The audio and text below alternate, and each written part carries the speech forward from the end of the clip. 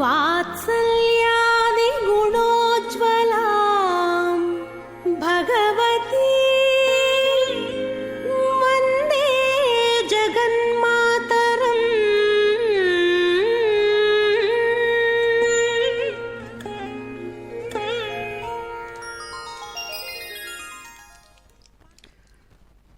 ఓం నమో పూర్ణేందు బింబవదనాయై నమో నమః. శుభోదయం. సుఖాన్ని అందించేటువంటి శ్రీ క్రోధినామ సంవత్సరం, దక్షిణాయనం, హేమంత ఋతువు, మార్గశిర మాసం, కృష్ణపక్షంలో ఏకాదశి తిథి పూర్వకంగా సాగుతూ ఉండేటువంటి అందమైన బృహస్పతి వారన్నాడు. అదిగో అద్భుతమైనటువంటి స్వరూప స్వభావ విశేషాలతో ప్రకాశించేటువంటి శేషగిరీంద్రుడు, అద్భుతమైనటువంటి సార్వభౌముడు, సమస్తానికి కూడా అధినేతగా ఉన్నటువంటి భక్త వాత్సల్యమూర్తి తాను స్వయంగా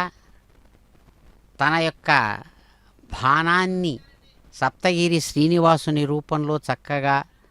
ప్రకాశింపజేస్తూ తన యొక్క ధర్మపత్ని స్థానమైనటువంటి తిరుచుకనూరు క్షేత్రంలో గర్భాలయ సమీపంలోని తిరుకల్యాణ మండపంలో అందమైనటువంటి ఊదారంగుతో కూడినటువంటి ఆకాశపు రంగు అంచుతో ప్రకాశించేటువంటి అందమైనటువంటి కళ్యాణ పట్టు వస్త్రాన్ని ధరించి కళ్యాణ చక్రవర్తిగా తన యొక్క ధర్మపత్ని స్థానంలో నిర్వహించుకునేటువంటి తిరుకల్యాణంలో అందమైన అమ్మవారి హస్తపద్మాన్ని అలవోకగా అందుకునేటువంటి సగుణ రూపంతో ప్రకాశించేటువంటి ఆ దివ్యమైన భవ్యమైన పద్మావతి చరణ చారణ చక్రవర్తి అని అనిపించుకునేటువంటి భావుకుల చేత ప్రశంసించబడేటువంటి దివ్యమూర్తి అదిగో తన యొక్క దక్షిణ హస్తం వైపు అందమైనటువంటి విశాలమైన స్వర్ణ సింహాసనం మీద అమ్మవారు అద్భుతమైనటువంటి సమాధి స్థితి భావ సమాధిలో ఉన్నట్లుగా అంతరంగంలో సమస్తాన్ని ఆక్రమించినటువంటి తన స్వరూపంతో పరమాత్మ యొక్క స్వభావానికి తగినట్లుగా సగుణ సాకార దివ్యరూప భవ్యరూపంతో ప్రకాశిస్తూ తాను ప్రకృతి స్వరూపిణిగా ప్రకాశించే ఆ స్వామివారి శక్తి అన్ని విధాలైన అలంకారాలతో శ్రేష్టమైనటువంటి తన యొక్క హిరణ్యవర్ణాం హరిణీమణి పావమానీ స్వస్త్యయనీః సుదుఘాహి ఘృతశ్రుతః ఋషిభిః సంభృతో రసః బ్రాహ్మణేష్వమృతగం హితం येन देवाः पवित्रेण आत्मानं पुनते सदा तेन सहस्रधारेण पावमान्यः पुनन्तु मा प्राजापत्यं पवित्रं शतोद्यामगं हिरण्मयं तेन ब्रह्मविदो वयं भूतं ब्रह्म पुनीमहे इन्द्रः सुनीति सह मा पुनातु सोमस्वस्त्या वरुणः समीक्ष्य यमो राजा अप्रमृणाभिः पुनातु मा जातवेदामोर्जयन्त्या पुनातु भूर्भुवः सुवः तच्छंयोरावृणीमहे गातुं यज्ञाय गातुं यज्ञपतये दैवी स्वस्तिरस्तु नः स्वस्तिर्मानुषेभ्यः ऊर्ध्वं जिगातु भेषजं शन्नो अस्तु द्विपदे शञ्चतुष्पदे ॐ शान्तिः शान्तिः शान्तिः.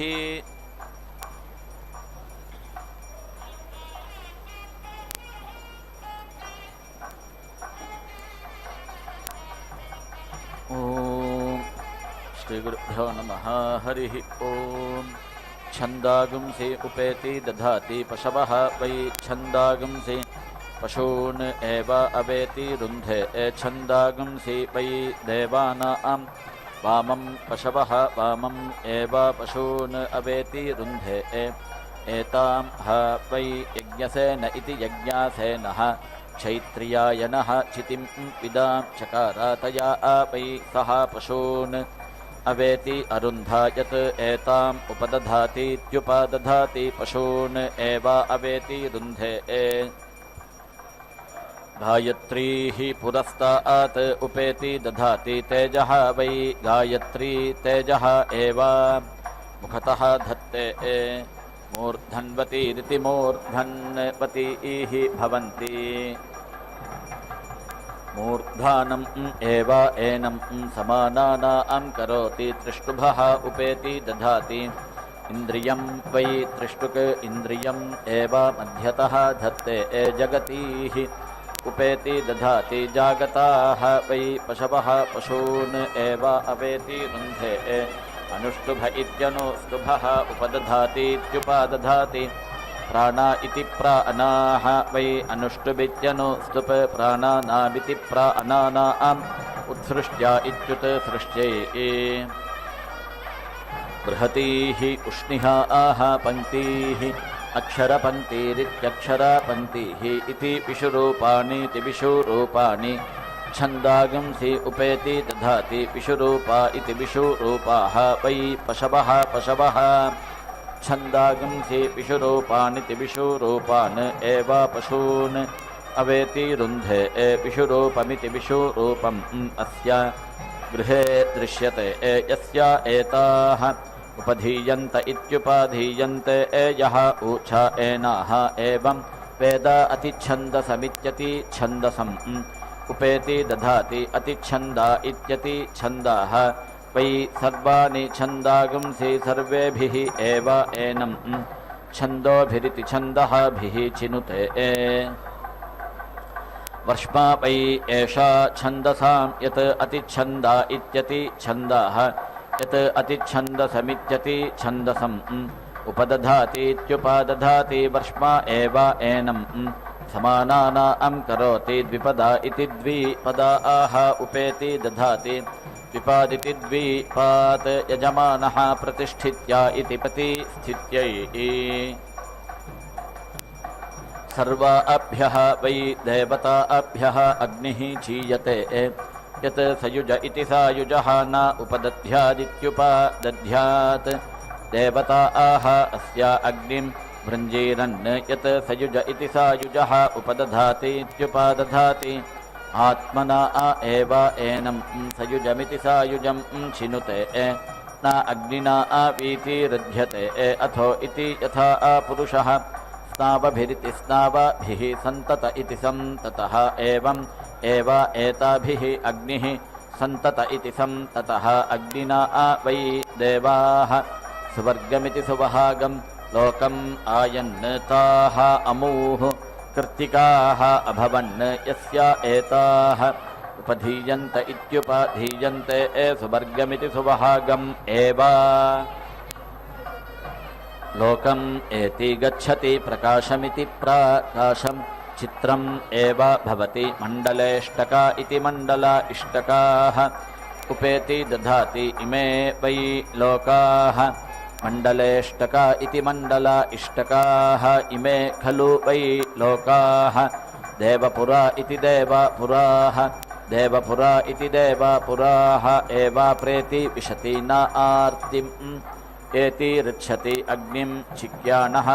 विश्वज्योतिष इति विश्वज्योतिषः उपेति दधाति इमान् एव एताभिः लोकान् ज्योतिष्मतः कुरुते अथो इति प्राणानिति प्राणान् एव एताः यजमानस्यादाध्रति एताः वै देवताः सुवर्ग्या इति सुवहाग्याः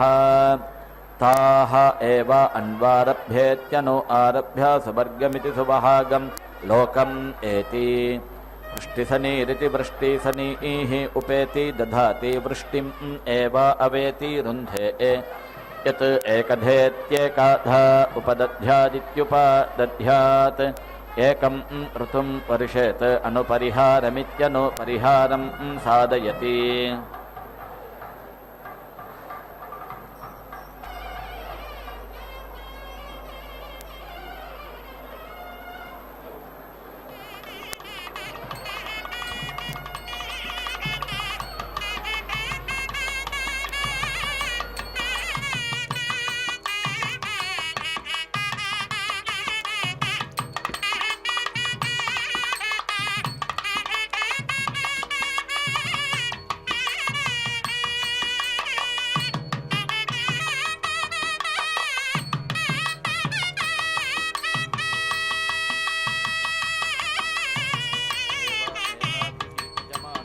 इमान् लोकान् समिति याति प्लवः वै एषः अग्नेः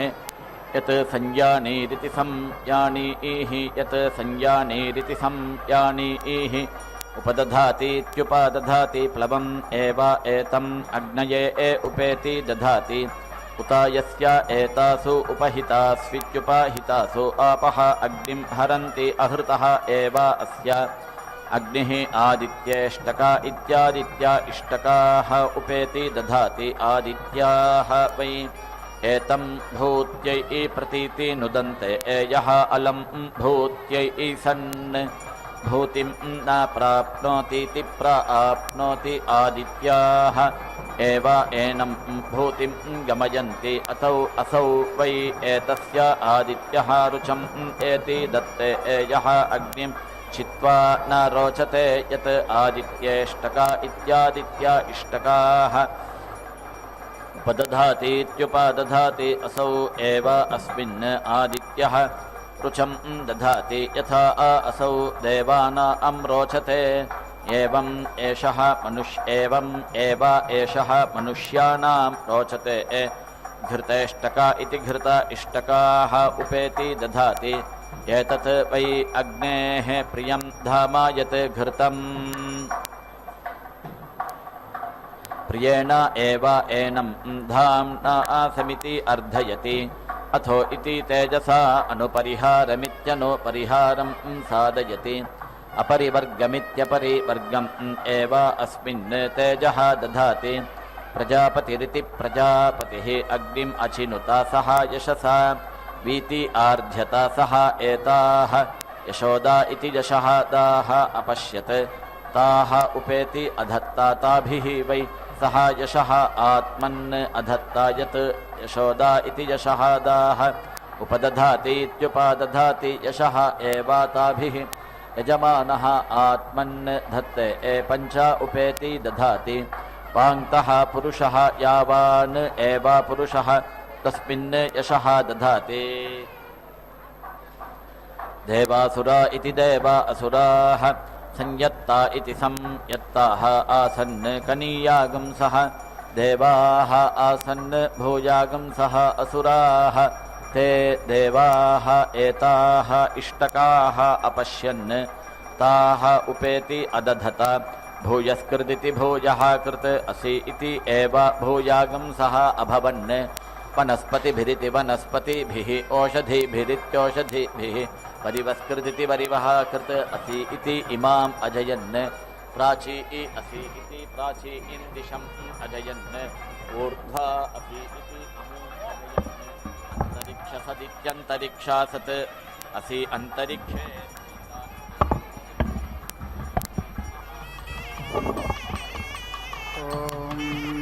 अदृश्रमस्य केतवो विरश्मयो जनाः अणो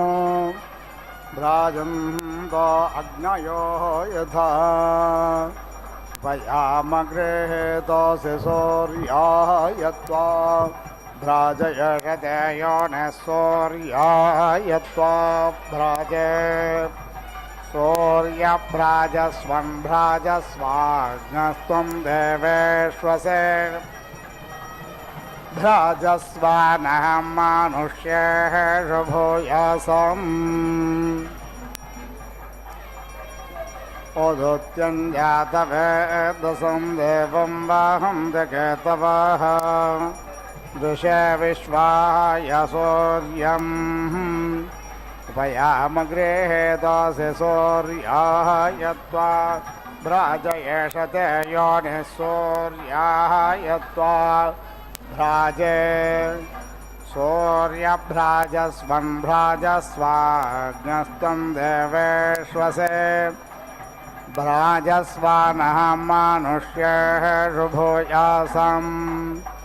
चित्रं देवात्मामुदागादनेः कञ्चक्षरुः मित्रस्य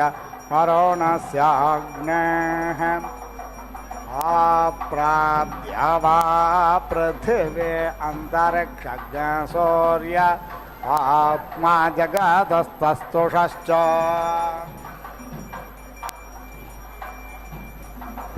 उपयामगृहेतोऽसि सूर्याय त्वा भ्राज एष ते योनि सूर्याय त्वा भ्राजे सूर्यभ्राजस्वं भ्राजस्वाग्नस्त्वं देवेष्वसे भ्राजस्वानः मनुष्येषु भूयासम्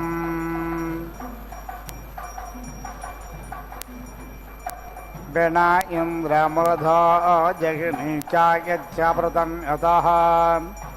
यो अस्मां अभिदा सत्यधरङ्गमयतमः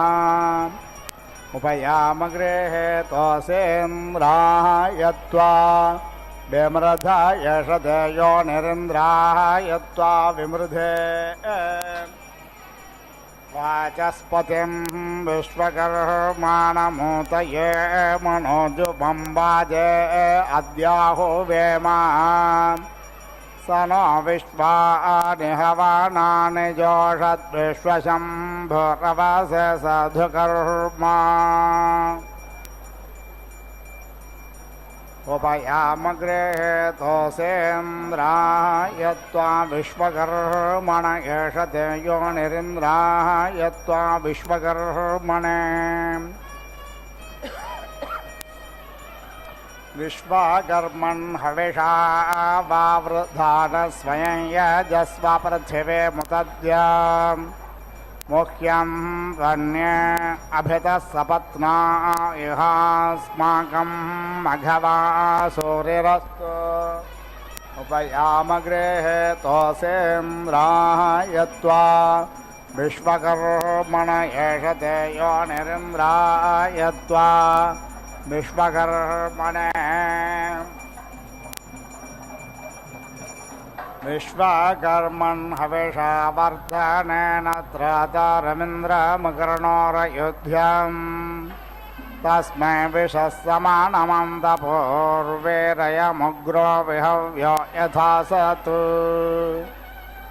उपयामगृहेतोऽसेन्द्राय त्वा विश्वकर्मण एषते योनिरिन्द्राय त्वा विश्वकर्मणे उपयामगृहेतोऽस्यग्नये त्वा गायत्रच्छन्दसं गृह्णामीन्द्राय त्वा दृष्टच्छन्दसं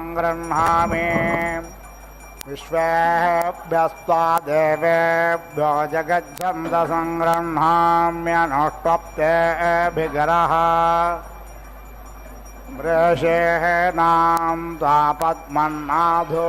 नोमि कुकोणनाहानां त्वा पद्मन्नाथो नोमि बन्धनानां त्वा पद्मन्नाथो नोमि मध्वन्दमानां त्वा पद्मन्नाथो नोमि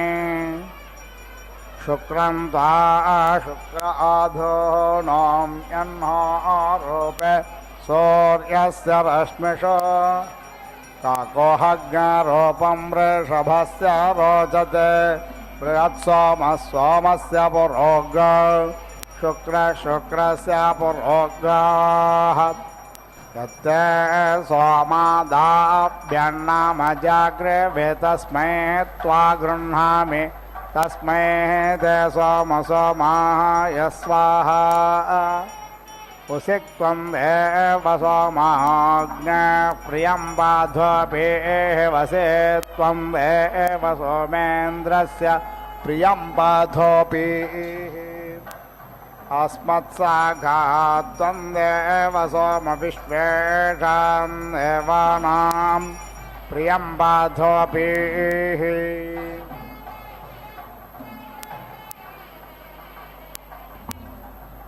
प्राणाय मे वर्चोदावर्चसे भवस्व व्यानाय मे वर्चोदावर्चसे भवस्व उदानाय मे वर्चोदावर्चसे भवस्व वाच मे वर्चोदावर्चसे भवस्व क्रतो दक्षाभ्यां मे वर्चोदावर्चसे भवस्व श्रोत्राय मे वर्चोदावर्चसे भवस्व चक्षुर्भ्यां मे वर्चोदसौ वर्चसे भवेद्धाम् आत्मने मे वर्चोदा वर्चसे भवस्वौजसे मे वर्चोदा वर्चसे भवस्वायुषे मे वर्चोदा वर्चसे भवस्व विश्वाभ्यो मे प्रजाभ्यो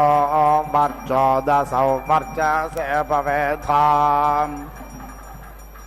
कोऽसि कतमोऽसि कस्यासि को नामासि यस्या ते नामामन्मह्यं त्वा सोमेनाथे द्रपामाम् भोर्भुवस्वस्वप्रजा प्रजया भूयासं सुवीरो वीरे सुपोषः पोषेः उदत्यञ्जातवेदसं देवं वाहन्ति केतवः ऋषे विश्वाय सूर्यम् चित्रं देवानामुदगादने कञ्चक्षुर्मित्रस्य वरुणस्याग्नेः आप्राद्या वा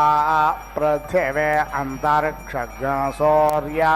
आत्मा जगतस्तस्तुषश्च अग्नेनय स्वपथाराय अस्मान् विश्वानि देववयुनानि विद्वान् योऽध्यस्मज्जोहरानमेनो भूयिष्ठान्त नाम उक्तं विधेमाम् अयं नः अग्निर्वरे वस्कृणोत्वयं रथः पुरयेत प्रभिन्दन् अयं वाजाञ्जयतु वाजसाता अयज्ञशत्रुञ्जयतु जर्हषाण स्वाहा रूपेण वो रूपमभ्यागां तथो वो विश्ववेद विभजतु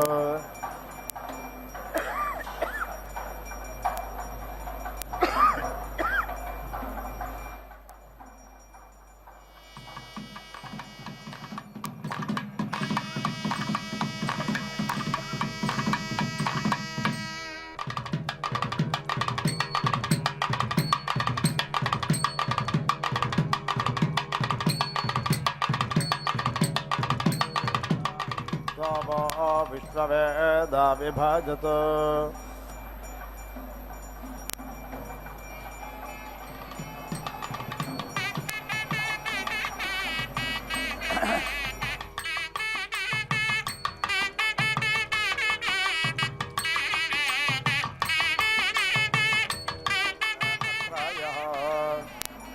विना इन्द्रमृदो जगिनी चायच्च व्रतन्यतः तो अस्मान् अभिदा सत्यदरङ्गमयातमः रूपेण वो रूपमभ्यागाहं दुथो वो विश्ववेद विभजतु स प्रजा सोम गोपाः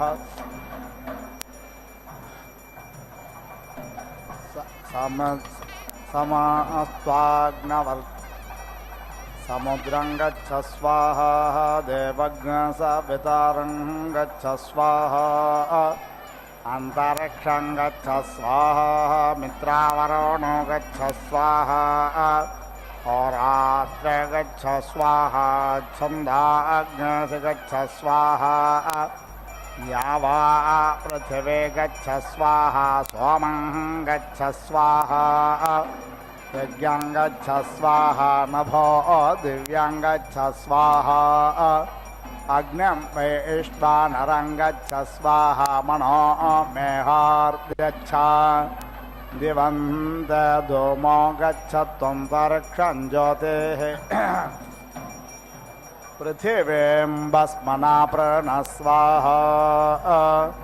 मा भौमौषधेर्षज्ञसेर्धाम्नो धाम्नो राजज्ञस्ततो वरुणनो मुञ्च यदाहुरग्न्या इति वरुणे दिशपामहे ततो वरुणनो मुञ्च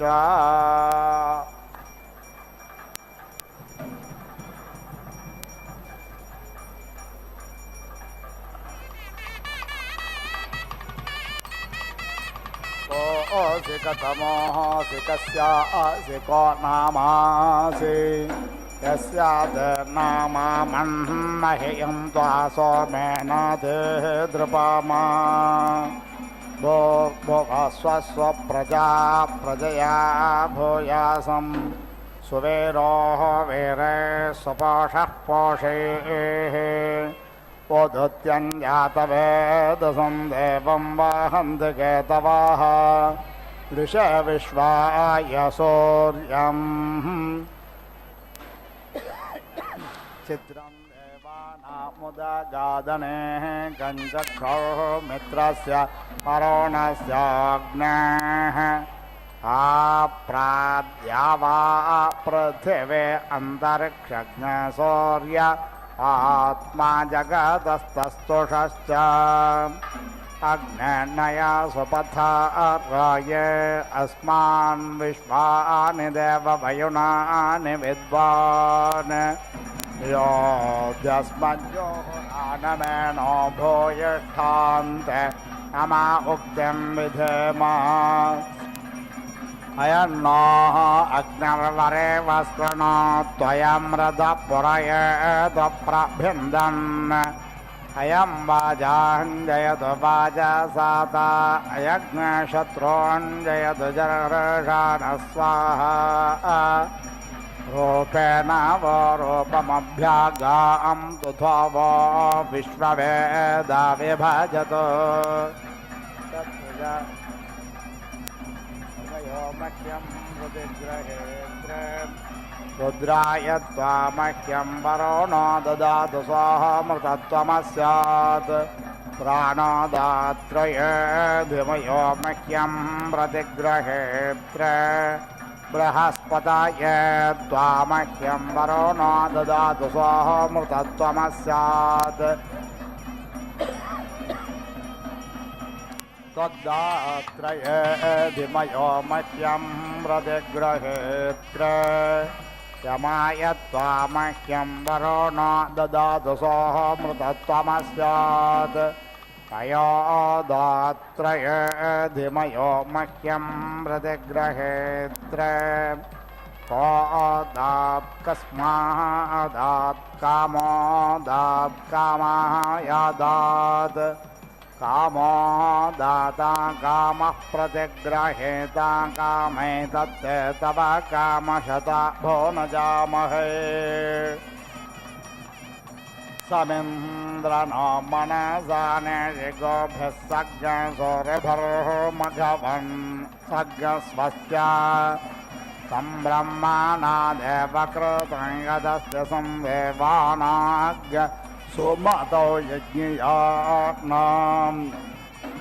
संवर्चसा पयसा सन्तनोभिरगन् महिमना सा सज्ञशिवेन त्वष्टासुदत्र विदधातुरायो नो मारुष्टुतन्वो यद्विलिष्टम् धातारातिः सावितदञ्जोषं दां प्रजापादर्निधिपा देवो अग्निः त्वष्टा विष्णुः प्रजया सज्ञाररानो यजमानाय द्रवेणं दधातु सुगावो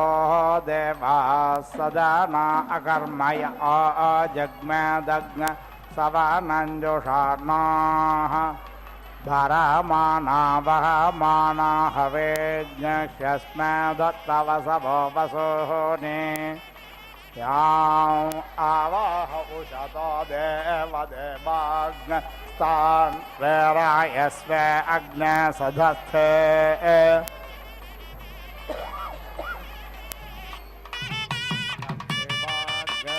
पतिवाग्नसश्च विश्वेषु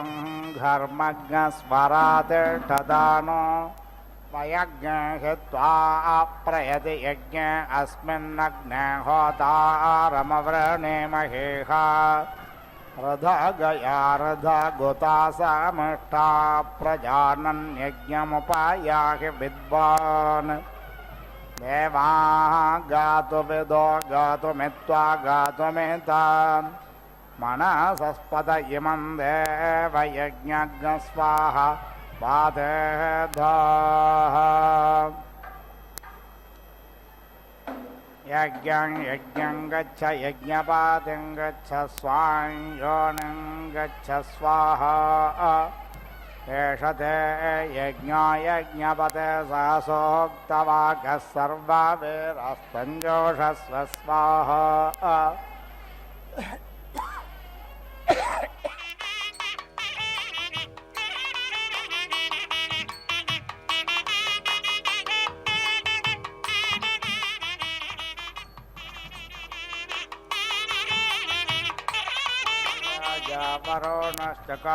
वरुणश्चकारसौर्याय पन्थामन्वे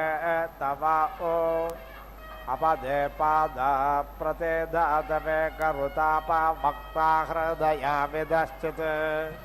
नमो वरुणायाभिष्टेतो वरुणस्य पाशाः अग्नेरणे गमप आविवेशापान्नपात्प्रतिरक्षन् सूर्यम् दमे दमे समिधैः यक्षाग्ने प्रतेद जिह्वा घृतमुच्चारण्यत् स्वाहा समुद्रे ते हृदयमप्स्वन्तः सन्त्वाभिसन्तोषधिरुतापाः स्वमेत्रिया न आप ओषधयः सन्तु दुर्मित्रियास्तस्मै सन्तु अस्मान् वेष्टियं च वयं विष्मः इदमापः प्रवाहत यत्किञ्च दुरितं मयि यद्वाहमपि दुद्रोह यद्वा क्षेपौतानृतम्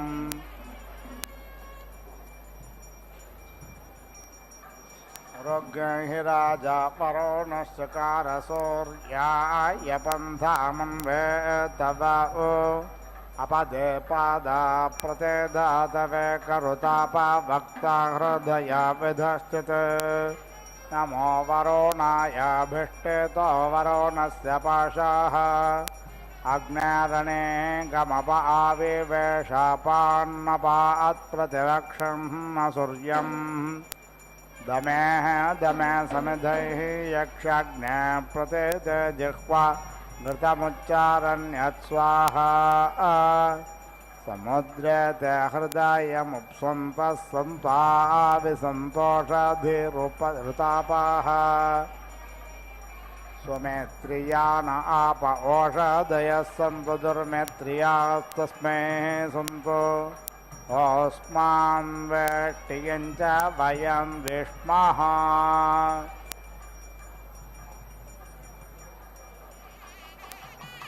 इदमापप्रवाहत यत्किञ्च दुरितं मयि यद्वाहमपि दुद्रोह यद्वा क्षेपौतानृतम् हविष्मादेरिमा आपो हविष्माम् आविवासते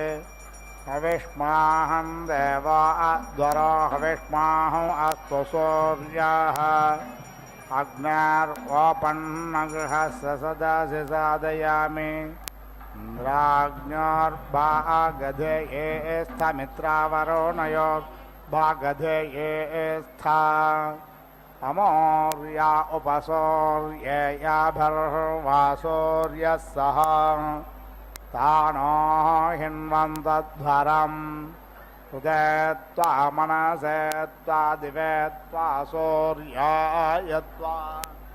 ऊर्ध्वो अध्वरं दिवि देवेषु होत्रायच्छा सोमाराजन् विश्वास्त्वं प्रजा उपावरोह विश्वास्त्वां प्रजा उपावरोहन्तु शृणोत्वग्निः समिदाहवं मे शृण्वन्तापो दिशनाच्च देवेः स्वताग्रावाणो विदुषो न यज्ञज्ञ शृणोतु देवः सविताहवं मे स्वाहा देवेराप अपान्नपाद्यो वा ऊर्मिर्हविष्यः इन्द्रियावान्मतिन्दमः तन्देवेभ्यो देवत्रादादशुक्रपेभ्यः येषां भागस्थस्वाहा कार्षेरसि समुद्रस्य त्वाक्षत्या उन्नयामि समापो अद्भिरद्मदसमोषधिभिरोषधीः यमग्नपृत्स्वमत्यमपावाजेषु यञ्जुनाः शयन्ता षष्पतिरिषः स्वाहा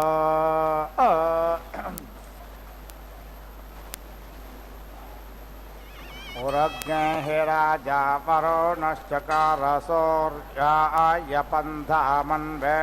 तवा अपदे पादा प्रतिधातवे करुतापा वक्ता हृदया विधश्चित् नमो वरुणायाभिष्टेतो वरुणस्य पाशः अग्नेरनेकमप आविवेशापान्नपात्प्रतिरक्षन् सूर्यम् दमे दमे समिधैः यक्षाग्ने प्रतेते जिह्वाघृतमुच्चारण्यत्स्वाहा समुद्रे ते हृदयमप्स्वन्तः सन्ताविसन्तोषधिरुतापाः यज्ञस्य त्वा यज्ञपते सूक्तोक्तोः नमो वाके वेदेम यत्स्वाहा देवी राप एष वो गर्भस्तग्नसुप्रेतग्नसुभृतं बिभृता देवासो महिषते लोकः परे च वक्षिसिं च वक्षे अवाब्रथनिजुम्बुरनिचेरुरासिनिजुम्पुनाम् अवादेवैर्देवकृतमेनो यासि शमवमर्त्यैर्मर्त्याकृतं बुरुरावणोः देवऋषस्पाहि देवानाज्ञसमिदसे यजदुदशमास्य गर्भो जरायो न सह यथायं वायुरेजति यथा समुद्र यजत्येवायं दशमास्य अस्रज्जरायो न सह यस्यास्ते यज्ञियो गर्भो यस्यायोनिर्हिरण्यै अङ्गान्यह्रोता यस्य सम्मात्रा समाजिगमग्नस्वाहा पुरोधस्मो विषोरूपयिन्दोरन्तर्महिमानमानं च धीराः एकापदें द्विपदें त्रिपदें चतुष्पदे अष्टापदें भुवनानुप्रथन्ताग्नस्वाहा मरोतो यस्याहिक्षये पाथा दिवो वेमहसः ससो गोपातमोजनाः महेन्द्यो पृथिवी च मयिमय यज्ञं मे मिक्षतां विप्रतान्नो भरेमभिः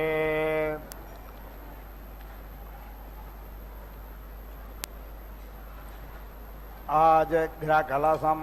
मह्यात्वा विशन्दिन्दवः पुनरोर्जानिवर्तस्वसानः सहस्रं धुक्षोरुधार पयस्वते पुनर्मावेशताद्रयेः हव्यकाम्य इलेरन्ते चन्द्रे ज्योते दीते सरस्वती महिविश्रोते एताते अग्न्ये नामानि देवेषु मा सुकृतं ब्रूतात् इहरते रिहरा मध्वमिह धृते रिह स्वधृति स्वाहा उपसृजं धरुणं मात्रे धरुणो मातरं धयन् रायस्पोष भस्मासो देधरत् स्वाहा अगन्मज्योतिरमृता अभो मदिवं पृथिव्या अद्यारोहामा अवेदाम देवान् स्वर्ज्योतेः युवन्त्रमिन्द्रा पर्वता पुरो युधायो न पृतन्यादपतन्तमिद्धातं वज्रेण तन्तमिद्धतं दूरे चत्तायच्छं सद्गहन यदि नक्षदस्माकग्नशत्रुं परेशोरविष्पतो धर्मादहर्षेष्टविष्पतः भूर्भुवस्वस्व प्रजया भूयासं सुवीरो वीरे सुपोषः पोषेः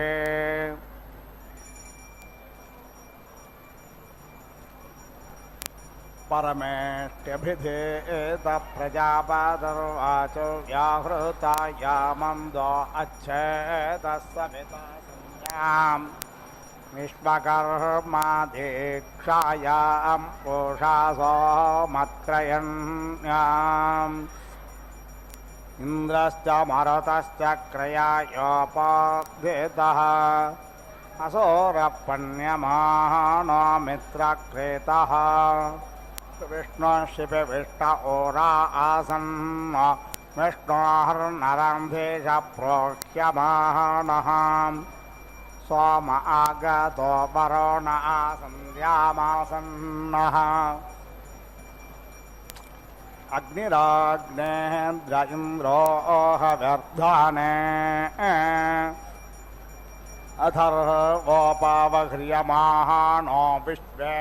देवा अग्नसुषुण्युप्यमानेषु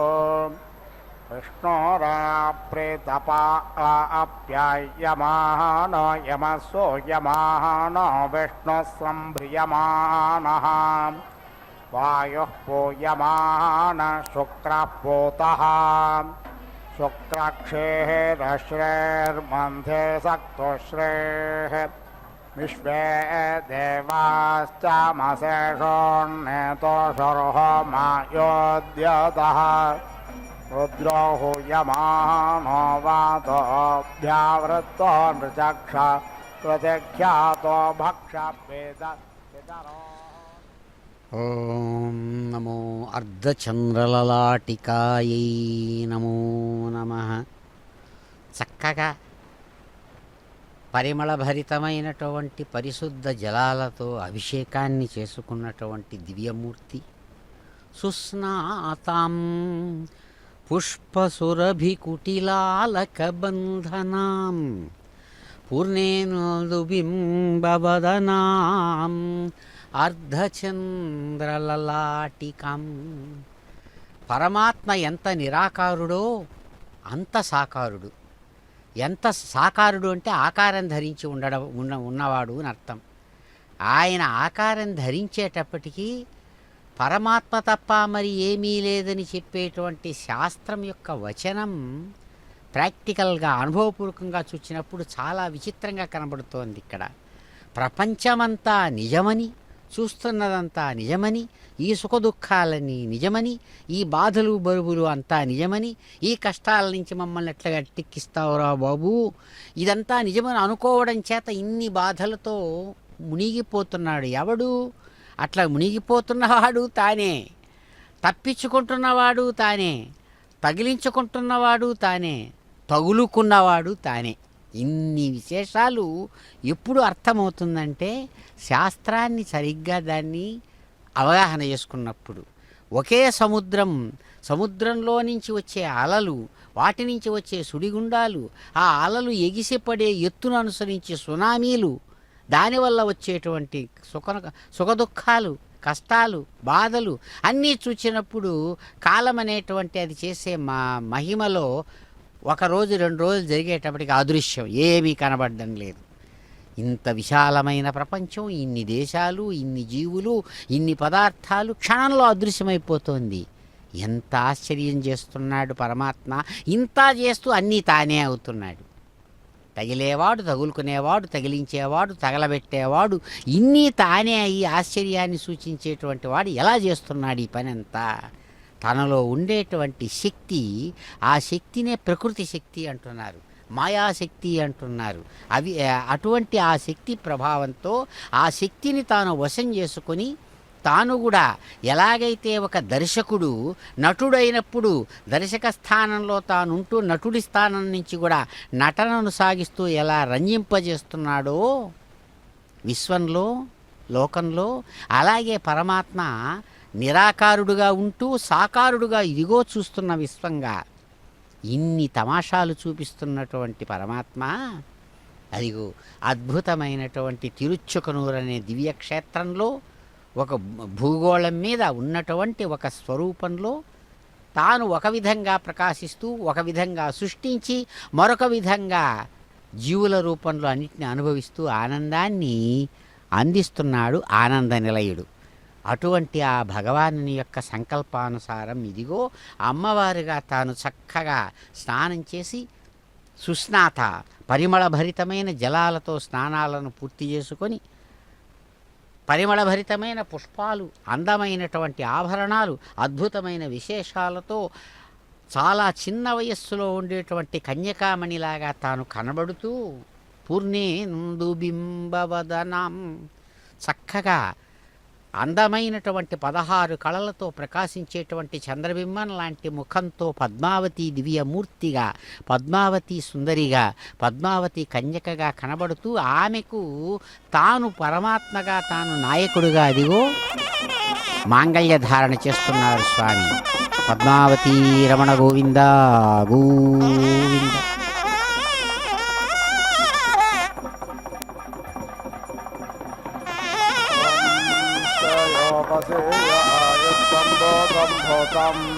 చిత్రకేతప్రభానాభాన్ సంభాన్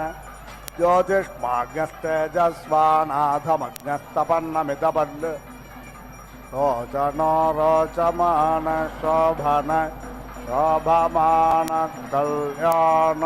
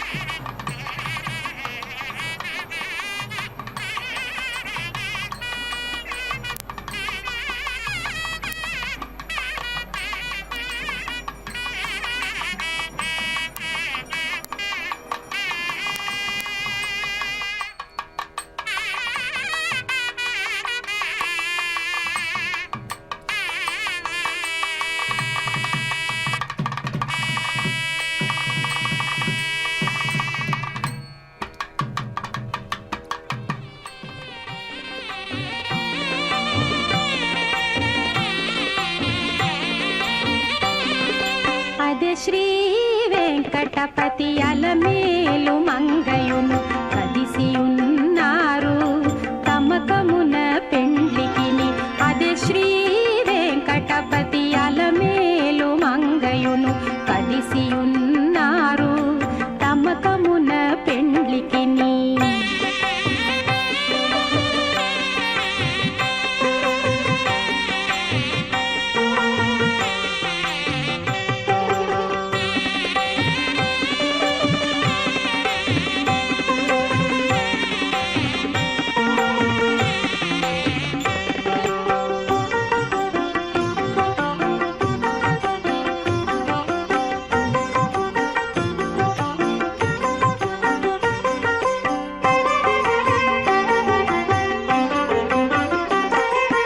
బాసికములు కట్టరో పై పై దంపతులకు శేషపాలందియరో చేతులకును.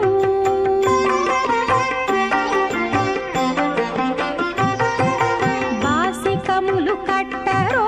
పై పై దంపతులకు శేషపాలందియరో చేతులకును. సూసకాల పేరంటాండ్లు శోభాన పాడరో, సూసకాల పేరంటాండ్లు శోభాన పాడరో, మోసపోక ఇట్టే ముహూర్తమడుగరో. అదే శ్రీ వెంకటపతి అలమేలు మంగయును కదిసియున్నారు తమకమున పెండ్లికిని.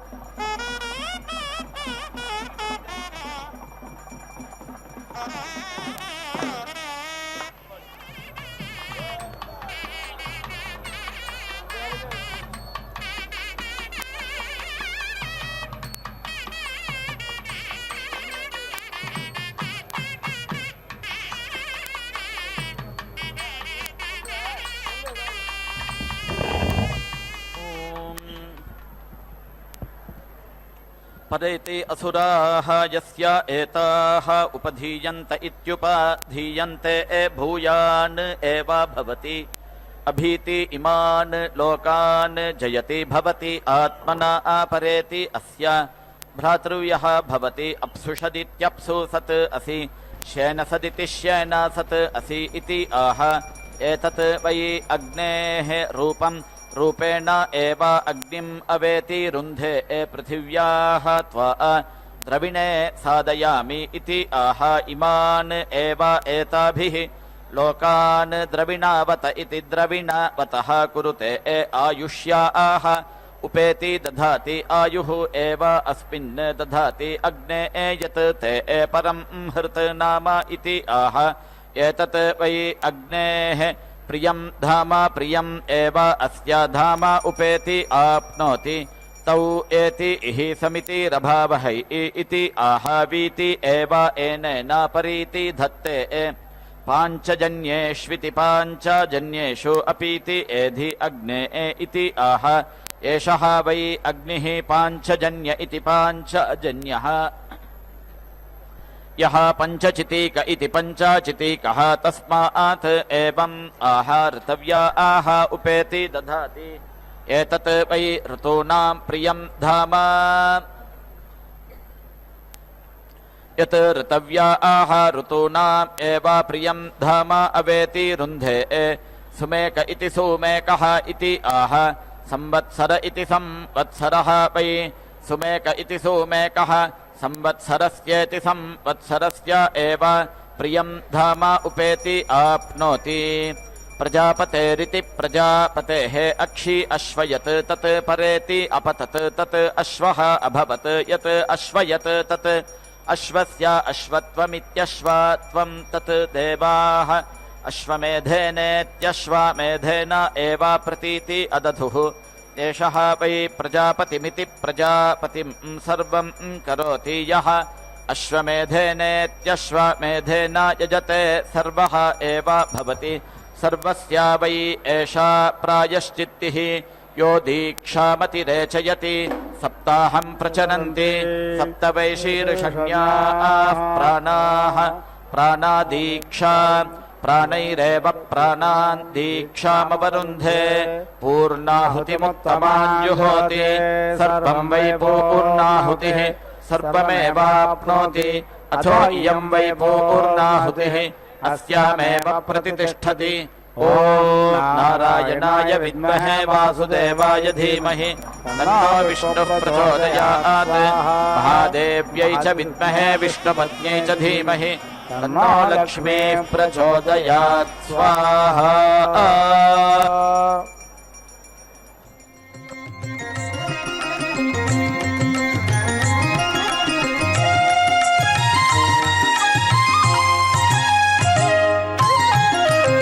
వచ్చెను అలమేలు మంగ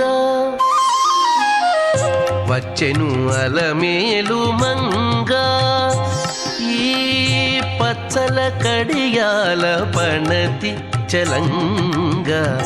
వచ్చెను అలమేలు మంగ ఈ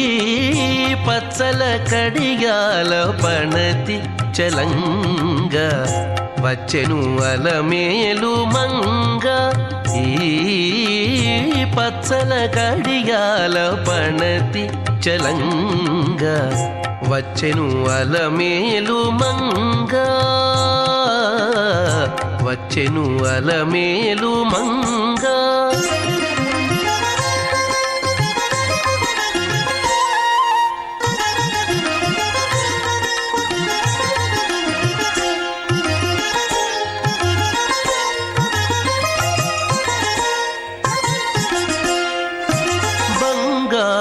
చేది విటీలు పూని బంగారు చేది విటీలు పూని శృంగారవతులు వేవేలో రాగా బంగారు చేది విటీలు పూని శృంగారవతులు వేవేలో రాగా రంగైన విల్జామరలు వీవ రంగైన విల్జామరలు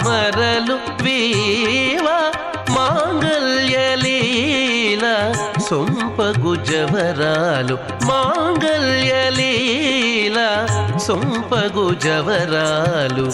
వచ్చెను అలమేలు మంగా ఈ పచ్చల కడియాల పణతి చలంగా వచ్చెను అలమేలు మంగా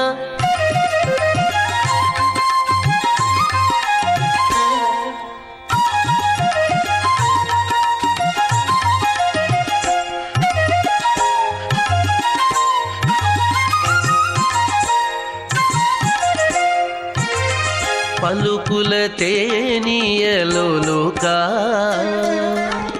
పలుకుల తేనియలోలుకా చెంత చిలుకలు కలకల పలుకా పలుకుల తేనియలోలుకా చెంత చిలుకలు కలకల పలుకా ప్రబల గెలుపు పావలు ముద్దుగులుక మీటి కలికి చూపుల మొనలు తడుకని చిలుక వచ్చెను అలమేలు మంగా ప్రబల గెలుపు